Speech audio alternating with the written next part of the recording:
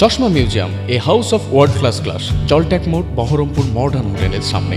Gandhi colony এলাকায় নিজের জন্মধাত্রী মাকে নৃশংসভাবে খুনের অভিযোগ উঠল এক যুবকের বিরুদ্ধে। মৃত মহিলার নাম সবিতা নন্দী, বয়স বছর 55। স্থানীয় সূত্রে জানা যাচ্ছে, আজ আচমকায় মানসিক ভারসাম্যহীন যুবক উত্তম নন্দী একটি ভারী জাঁতাকল দিয়ে তার মায়ের মাথায় সজোরে আঘাত করে।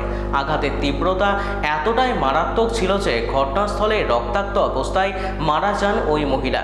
এলাকাবাসীর দাবি, অভিযুক্ত উত্তমের বিরুদ্ধে একাধিক মহিলাদের কটূক্তি ও মারধর করার একাধিক পুরনো রেকর্ড রয়েছে।